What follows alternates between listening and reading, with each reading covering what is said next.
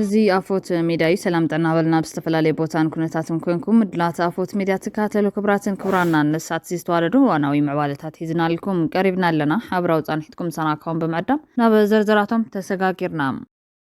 እስራኤል ንኢራን ከተጥቃዕ ምዃና ኣፍሊጣ ብኻልእ ወገን ኣብ ትግራይ ዝረአ ዘርጎ ኩነታት ናብ ዝኸፍአ ብርኪ ቅድሚ ምስጋሩ ማሕበረሰብ ዓለም ዝተዋደደን ቀጻልን ጻዕርን ጸቕጥን ክገብር ይግባ ኢሎም ላዕለዋይ ኮሚሽነር ሰብኣዊ መሰላት ውድብ ሕብራት ሃገራት ፋኖ ኣምሓራ ኣብ ርእሲ ጎንደር ወሎን ጎጃምን መጠነ ሰፊሕ መጥቃዕትታት ፈንዮም እንተኾነ ግን ሰራዊት ኢትዮጵያ ንወራሪ ትግራይን ኤርትራን ካብ ክልላት ኣምሓራን ኦሮማን ከም ዝወፀ ዘመልክቱ ሓበሬታታት ይወፁ ኣለው ነዚኣቶምን ካልኦት ኣገደስቲ ምዕባለታትን ሒዝና ኣለና ምሳና ጽንሖም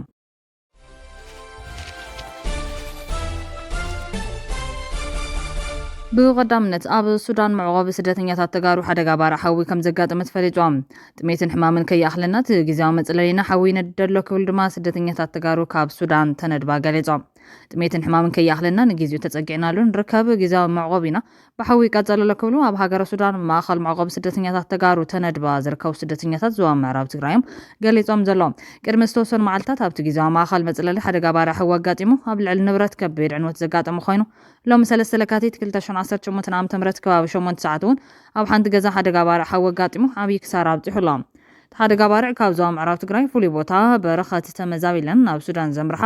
ኣብ ናይ ወይዘሮ ጽጋማ መዕቆቢ ዘጋጠመ ኮይኑ እቲ ሓደጋ ሙሉ ንብረተን ከም ዝተቃጸለን ሕዚ ጥርሐን ከም ዝተረፋን ንድምፂ ወያነ ትግራይ ብስልኪ ሓቢረን ኣለዋ እቲ ባርዕ ሓዊ ህዝቢ ተረባሪቡ ሰላ ዘጥፎ ኣብ ልዕሊ ሰብ ዝበፅሐ ጉድኣት ከም ዘየለ ዝሓበራ ወይዘሮ ጽጋ ህዝብና ብጥሜትን ሕማምን ይረግብ ስለ ዘሎ እቲ ዘላቕ መፍትሒ ብውሑስ መንገዲ ናብ ዓዱ ንክምለስ ማሕበረሰብ ዓለም ልዑል ቆላሕታ ክገብረሉ ፀዊዐን ብኻልእ ዜና ብመንጎ ደቂ ብሄረ ትግራይ ይቀላቐል ዘሎ ተበግሶታት ዕርቅን ዘተን ሰላም ክጠናኸር ከም ዝድገፍ ሳልሳይ ወያነ ትግራይ ሳወት ኣፍሊጦም ተጀማሮ ንሕማም ትግራይ ዘላቐ ፈውሲ ኣብ ምምፃእ ኣበርክቶ ልዑል ስለ ዝኾነ ነቲ ዓብዪ ተበግሶ ዝወስዱ ኣካላት ኣልቦ ውግንና ክኾኑ ይጠልብ ክብል ወሲኹ ገሊጹ ኣሎ ሳወት ሳልሳይ ወያነ ትግራይ ለካቲት 2018 ዓ.ም ኣብ ዘውፅኦ መግለፂ ከም ዝበሎ ናብ ብረታዊ ጎነፅ ዝዓበየ ጎይቂ ደቂ ብሄር ብብልሓት ሚዛናውነትን ትዕግስትን ክፍታሕ ብረታዊ ጎነፅ ደው ኢሉ ብዕርቅን ዘተን ሰላምን ክትካእ መራሕቲ ሃይማኖት ዓበይቲ ዓድን ኣቦ ገርባትን ጻዕሮም ክሓይሉ ይግባ ኢሎም ምንተላውን ውሕስነትን ብሄረ ትግራይ ንኩሎም ፖለቲካዊ ሓይልታት ትግራይ ዘካትት ሓዋፋይን ኣሳታፋይን ብሄራዊ ዘተ ክንፈጠር ይግባእ ክብል እውን ውድብ ሳልሳይ ወያነ ትግራይ እዩ ፀዊዑ ዘሎም ኣብ መንጎ ደቂ ብሄረ ትግራይ ይቀላቐል ዘሎ ናይ ዕርቂ ዘተን ሰላምን ተበግሶታት ክጠናኸሩ ዝድገፍ እዩ ዝበለት ውድብ ንሕማም ትግራይ ዘላቐ ፈውሲ ኣብ ምምፃእ ዓብዪ ተበግሶ ዝወስዱ ኣካላት ኣልቦ ውግንና ክኾኑ ይግባ ኢሎም ህላወ ትግራይ ብምጽናዕ ደረኽቲ ጠለባት ትግራይ ክምለሱን ክረጋገጹን ዝዓምም መንግስቲ ዝበሃል ብሄራውን ህዝባውን ትካል ትግራይ የብላን ክብል ዝገለጸት ውድብ ብምዃኑ እውን ዘለናሉ ኩነተ ጥፋት ንሓዋሩ ክፍታሕ ጠለባት ትግራይ ክኽበር ይኹን ዛጊድ ህይወት ደቂ ብሄረ ትግራይ ምብላዕ ዝጀመረ ኩናት ሕድሕድ ንዝተዓለሙ ክመክኽ ትግራይና ሓዋፋይ ቅበሎን ብሄራዊ ሓልዮትን ተገዳስነትን ዝተመልአ ብሄራዊ መንግስቲ ትጠልብ ኢሎም ንህላውን ውሕስነትን ብሄረ ትግራይ ወሳኒ ዝኾነ ትካል ማለት እውን ተኸላ ብሄራዊ መንግስቲ ዝገሃድ ንኩሎም ፖለቲካዊ ሓይልታት ትግራይ ዘካትት ሓዋፋይን ኣሳታፋይን ብሄራዊ ዘተ እንትግበር ክብል ድማ ሓቢሩሎም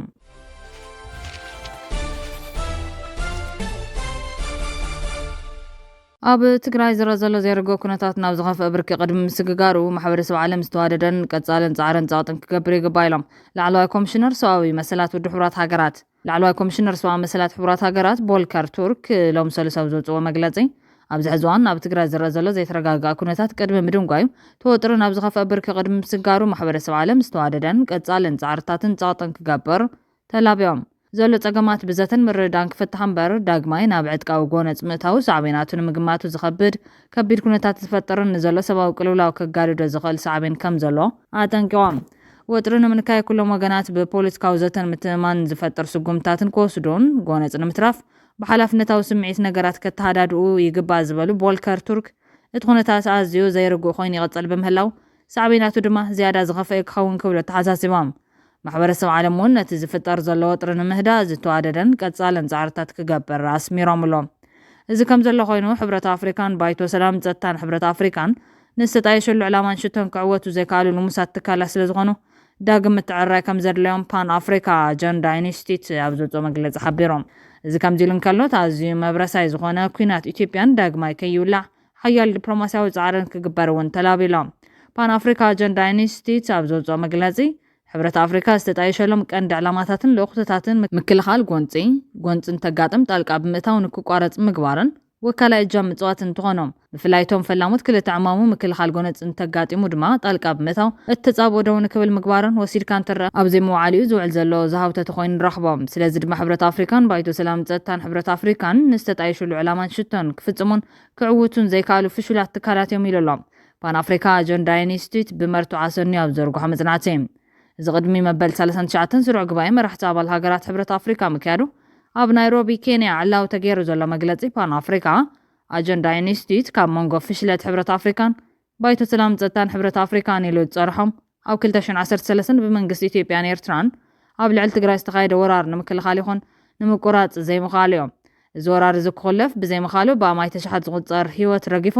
በሚልዮናት ተፈናቒሎም ቢልዮናት ርእሰ ማል ዝፈስሶም መሰረተ ልምዓታት ዓንዮም ከቢድ ሰብኣውን ዋታውን ሃስያ ኣብ ልዕሊ ህዝቢ ትግራይ በፂሖም። ኣብ ዝዋን ኣቦ ወንበር ኮሚሽን ሕብረት ኣፍሪካ ዝነበሩ ሙሳ ፋቂ ብኒ ፕረዚደንት ደቡብ ኣፍሪካ ራማፎዛ ነቲ ጎንፂ ደው ንምባል ንዝተወሰደ ተበግሶ እዚ ውሽጣዊ ጉዳይ እዩ። መንግስቲ ኢትዮጵያ ስጉምቲ ምኽባር ሕጊ እዩ ዝወስድ ዘሎ ዝብል ዒባራ ሽጣራታት ብምቕራብ ሕብረት ኣፍሪካን ኣፍሪካውያንን ግባኦም ከይፍጽሙ ከም ዝዓገትዎም ኣፍሊጦም። ብምዃን ድማ ሕብረት ኣፍሪካ ጎንፂ ከይፍጠር ኣይተኸላኸለን። ምስ ተፈጠረ እውን ደው ንክብል ወኪል ኣፍሪካውያን ኮይኑ ንማሕበረሰብ ዓለም ከተሓባብር ኣይከኣለን ኢሉ ኣሎ ፓን ኣፍሪካ ኣጀንዳ ኢንስቲትዩት። እዚ ጥራሕ ኣይኮነን ውግእ ሱዳን፣ ዲሞክራቲክ ሪፐብሊክ ኮንጎ፣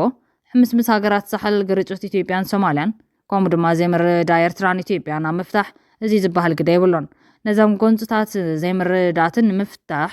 ዘሸማግላ ዘለዋ ግዳማውያን ሃገራት ቱርኪ፣ ስዑድ ዓረብ፣ ሕቡራት ዓረብ ኤምሬት፣ ኳታር፣ ኣሜሪካ እየን። ግዲ ሕብረት ኣፍሪካን ባይቶ ሰላም ጸጥታን ሕብረት ኣፍሪካን በዘን ግዳማውያን ሓይልታት ተወሲዱሎም። ካብቲ ኣብ ሩዋንዳ ዝተኻየደ ጨፍጫፍ ቀፂሉ ሓያል ጽንተት ዝተፈጸመሉ ኩናት ትግራይ እውን ብውዕል ምቁራጽ ዝተጻወ ፕሪቶርያ ደው ዝበለ ብተጽዕኖ ኣሜሪካ እዮም። እቲ ሕብረት ኣብቲ ስነ ስርዓት ወራድ መርዓ ኮይኑ እዩ ተረኺቡ እምበር ዋላ ሓንቲ እጃም ኣይነበረን ዝበለ መግለጺ ፓን ኣፍሪካ ኣጀንዳ ኢንስቲትዩት ውዕሊ ፕሪቶርያ ካብ ዝፍረም ዋላ እኳ 3 ዓመታት እንተቑፀረ ሕዚ ግን በዓል ዋና ሲኑ ቀንዲ ነጥብታት እቲ ውዕል ከይተተግበሩ ዝተርፍሉ ኩነታት ኣብ ልዕሊ ምፍጣሩ ዳግም ናብ ጎንፂ ዝእተወሉ ሃዋህው ክህሉ ገይሩሎ። እዚ ከምዚ ኢሉ እንከሎ ተኣዝዩ ኣብ ራሳይ ዝኾነ ኩናት ዳግም ከይውላዕ ብርቱዕ ዲፕሎማስያዊ ጻዕርን ክግበር ጸዊዑ ኣሎ ፓን ኣፍሪካ ኣጀንዳ ኢንስቲትዩት ኣብቲ ሎሚ ምዕላው ዝገበሮ መግለጺ።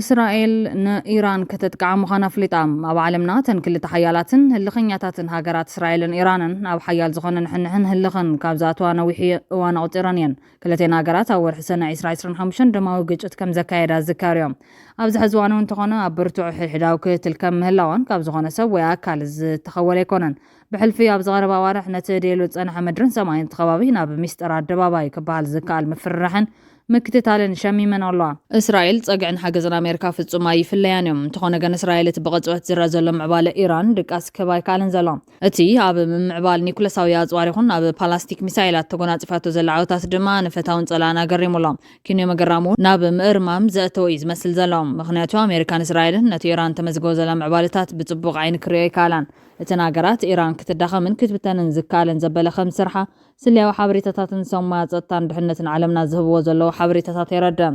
ንኢራን ዕድልን ግዜን ምሃብ ድማ ኣብ ህላውን ስጋትን እስራኤል ከም ፆታ ገበጣት ዝርእይዎ ሰበስልጣን እስራኤል ውሕዳት ኣይኮነን። ኢራን ክንዮቱ ተማዕብሎ ዘላ መምንጨው ኒኩለሳዊ ፀዓት ኣንፈቱ ናብ ኒኩለሳዊ ኣፅዋር ምዃኑ ፍጹም ኣይንስሕቶን ኢና ብምባል ድማ ነቲ ናይ ህላዊ ስጋቶም ኣብነት እናሃቡ ከራግድዎ ይስምዖም። ብተወሳኺ እውን ኣብቲ ኣብ ወርሒ ሰነ 2025 ዝተኻየደ ደማዊ ጎንፂ ዓቕምን ድኹምን ጎንን ኢራን ተራእዮም። ኢራን ብወገና እቲ ዝነበረ ተሪኦን ዘጋጥማ ብድሆታትን ሕርሕራይ ጌራ ዝገምገመቶ ምዃና ክትሕብር ፀኒሓ እያ። በቲ ዝተጎናፀፈቶን እናሻዕ ትዕወተሉ ከም ዘላ ዝግለፅን ምምዕባልን ምስራሕን ፓላስቲክ ሚሳይላት ድማ ግዜን ዕድልን ተተዋሂቧ ንእስራኤል ኣብ ጥቓ ሹኽ ዓጋም ከም ምሕዳር እዩ ዝረአ ዘሎ።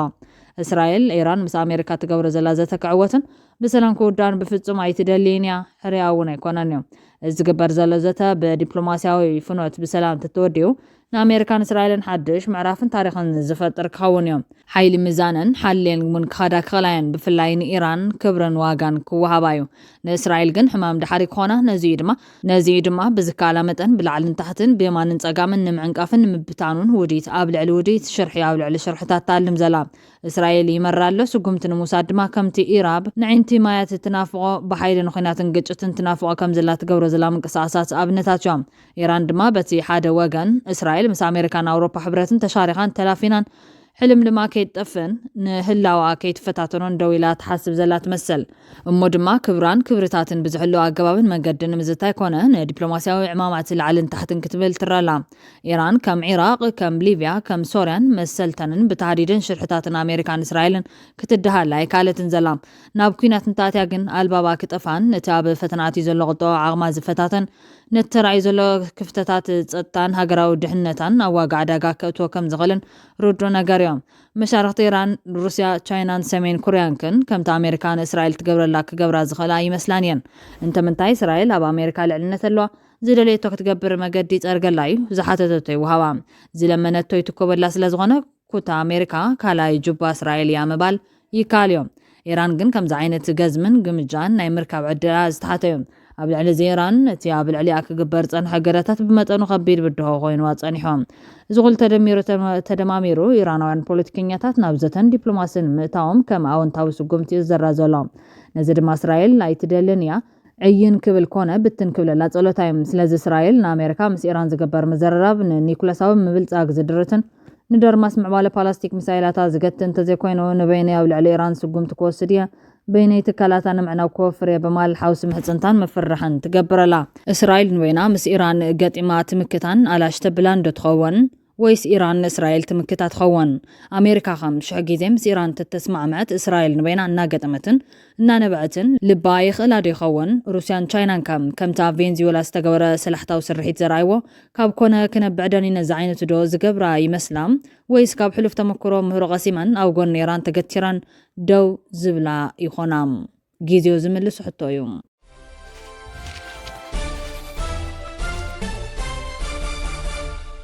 فانو أمحارا برئسي غوندر ولون قجامن متأنا سفح متقعدات فنيوم تخونا جن سراويت إثيوبيان ورار تقرين إيرتران كاب كلات أمحاران أورومان كم زوات أزمالكتو حابري تتاتيوت اللهم سراويت هاقراو من قصاص فانو أمحارا برئسي غوندر ولون قجامن متأنا سفح متقعدات فنيوم بتمتقعتي باما يتزوطر سراويت بلتقنا موتاتن قوسلاتن كونن كالو كتماتات دبر تابور فاس سلكن كالوتن وطاتاتن ابتحت غوطر حيلتات فانواتين يركبا بمسارة منجتات استفلالي وقنات كوينات اب كلام حراب زحية لشنو خيوت زلالو سرعات بلتقنا كاب تقرين شعبيان متقعتك متأني بزسم عرعدي سراويتو كاب كلاتم حران أورميان وطيو ابدوات تقراي يتقعلو تنكلات دما قبو تادراو تعليم بزي وصد ملشاتات كحلو اي قدفن اللهم سلازغوان اوناق نزي حقو افت طعيمو متقعتاتو بزريا ديسابا حيل يركب سراويت إثيوبيان ورار تقرين إيرتران كاب كلات أمحاران أورومان كم زوات أزمالكتو حابريتاتات يوطلهم أبي اب تقراي كايرو زحسبو زلو كوينات مستدرقي أبل علي إيرترا زكايرو زنورة تماسالك إدك قتل زدالي يمثل زبلو تنتنتيم درقي اتوان حيل إيلو زحسبو شعبيا كوكع تقراي تشاقيرو قوتات إيرترا عاساسي بالنيروم شعبي أيوان حيلن مع قبل عدكن سنكن زبل حساب سلازا حزب مالي حبروم حزد ما بتقراي زل حيلم سيرترا خويني وانا فتنا خوين زل زبل سلازو توسنا أبو رميا زنورة مولو حيلو كمودمام مسفانو الناقة متصنحا ومحراز نورا دارقا كل حيلو تقراري قوتيو ناب تقراي يتسقع اللي زبالو خوينام زم تنتنتي برقز أبي دقاقيمو ناي درقز حتات عين سرحن زبل سابيوم أبزحات جنرالاتون وطادرات درقز نورو سلازغانو زيتات محسابا أي خبرو من موالي كالي خوان تحيز وزلان فت كابتن ناي درقز نورا سحتات بغور بستمحيشن زنورا كفتاتون شفني لزامن اللان فت كوينات كم زغطال فلوتي كبلو تعزوتام ميقالتوم أب أورميا زلو أولان أب محرا زلو فانون زعد لزيتات تطعيمو ملو بمسارح نسنكن بزح كوايتات بمكوزارن ون كترفو اليوم دروون جميرو مولو زعون دعبي أي تفومن أبي يخلو حيلن قاقل تمن ناب تقراي كبل زغل أبل على تقراين إيرتران زوسر سقمتي كم تناي جرمن نايكال يكوينات علم وتدراو سلتك تكام تحاسي ويدحر مبال بحد سيرن فتانن زي تقمت تنفاس زيه وتدرامت قعتي أب تقرين إيرتران زل حيل دمسيس كان دو قص كازير كاف فانون زترفن بفتنة يوت كيزرا بدم بمدمساس التبل سلتي انتحيزهم طرحيا كدفروا زغلو كبلو قمتهم يعمتهم تزيل كله حيلي أب تقرايتي خا فانو كقبل أولا أديس أبا كخب من تغيركا أب تقراي زلو سراويت بلتقنا أديس أبا زريع منقصة تغيرو نتحدثو نبرش لغات حلف طلو طرحيو كحون بمالي حبرهم زناب تقراي قز قبر زلو قزي فوتادرا وفري حوحاتن كي ترفا بمقلتي كم زرقاقوت زفلاتهم تودبت مالو زوتهم ملختي أبز غربوان استفتنا مقجت بمتقاس بوغن أديس أبا ناب تقراي زنزازر حدش وتادراوي مدلاوي قبر كم زلو خسيسهم من قسي تيبيا حزد ما متنا سفحنا يزوارن سراويت المقصاص بمقوارن قزي فوتادرا عاغمون أب تقراي بمتقاعنا وكالي زور دماوكينات نمتا ኣብ ምህንዳድ ይርከቡ ፖለቲካ መቐለ ዝወፅእ መግለፂ ሕወሓትን ህዝቢ ትግራይን ስምምዕ ፕሪቶርያ ክትግበር ከም ዝደልዩ ብምንጻር ድማ ዝሓደገኛ ሳዕቤን ዘለዎ ወታደራዊ ምድላዋት መንግስቲ ኢትዮጵያ ጠጠው ኢሉ ብመሰረት ስምምዕ ፕሪቶርያ ናብ ህዝቢ ክእቶ እምበር ናብ ካሊእ ደማዊ ኩናት ክኣቱ ፍጹም ድሌት የብሉን ኢሎም ብወገን ሕቡራት ሃገራትን ሕብረት ኣፍሪካን ዝርከቦም ማሕበረሰብ ዓለም ክቃላሕን ዝጸንሐ መተሓሳሰቢታት ብምናድ ዳግማይ ኩናት ከይውላዕ ግብራዊ ስጉምቲ ክወስዱ ሕወሓት ተማሕጺኑሎም ተኾነ ግን እቲ ምንቅስቓስ ኣበይ ከባቢታት ከም ዝሰራየ ሕወሓት ብዝርዝር የነጸራን ብመንግስቲ ኢትዮጵያ ዝሳወሩ ዘሎ ካሊእ ዞር ደማዊ ኩናት ደው ይበል ብምባሊ ሕወሓት ፀዊዖም ኣብ መንጎ ኣዲስ ኣበባን መቐለን ብሓደ ወገን ኣብ መንጎ ኣስመራን ኣዲስ ኣበባን በቲ ካሊእ ወጥሪ ንዓረጋ ኣብ ዝኸድል ዘለዋን እዩ ሕወሓት ነዚ መግለፂ ሂቡ ዘሎ ኩናት ትግራይ ኣብ ፈለማ ሕዳር 2020 ቅድሚ ምውልዑ ሰራዊት ፌደራል ንትግራይ ናይ ምኽባብ ምንቅስቓስ የካይድ ብምንባሩ ኣብ ልዕሊ እታ ክልል ተዋፊሩ ዝነበረ ሰሜን እዝ መጥቃዕቲ ክወስዱ ከም ዝተገደዱ እዮም መራሕቲ ትግራይ ዝገልጹ ነይሮም ኣብ ዝሓለፈ ቀዳም ኣዲስ ኣበባ ኣብ ዘውፀቶ መግለፂ ኤርትራ ሰራዊታ ካብ መሬት ኢትዮጵያ ክተውፅእ ጠሊባ ነይራ ኣብቲ ሚኒስትር ጉዳያት ወፃኢ ጌድዮን ጢሞቴዎስ ናብ ኤርትራ መዘኑ ዑስማን ሳልሕ ዘደዶ መልእኽቲ ኤርትራ ኣብ ሰሜናዊ ምብራቕ ዝርከብ ላዕለዋይ መሬት ኢትዮጵያ ሒዛ ከም ዘላ ዝኸስስ እዮም እቲ መልእኽቲ ኣስመራ ንዘተቐርብቲ ክትከውን እውን ዝፅውዕ ድሕሪ ኩናት ትግራይ ሓይልታታ ናብ ላዕለዋይ መሬቶም ከም ዝተመለሱ ክትምጉት ፀንሐት ኤርትራ ብወገና ኣብ ዝሃበቶ ምላሽ መግለፂ እቲ ሚኒስተር ናይ ሓሶት ጠቐነ ክትብል ብምንጻግ ንጥጁ ዕላማ ዝተፈብረኸ ብቓኑን ትሕዝቶን ዘስደምም ኢልዎ ኤርትራ ሕዚ እውን ኣብ ከም ዝበለ ናይ ሕሱር ሓሶታት ማዲ ንዳድ ንምኽዓውን ንፋስ ንምንብድባድን ከም ዘይትዕደም ደጊማ ተረጋገጽ ኣብ መወዳእታ ሰሙን ወርሒ ጥሪ 2026 ሓይልታት ትግራይን ሰራዊት ምክልኻል ኢትዮጵያን ኣብ ዞባ ሰሜን ምዕራብ ትግራይ ከባቢታት ጸለምቲ ንመዓልትታት ከም ዝተዋግኡ ይፍለጥ እዮም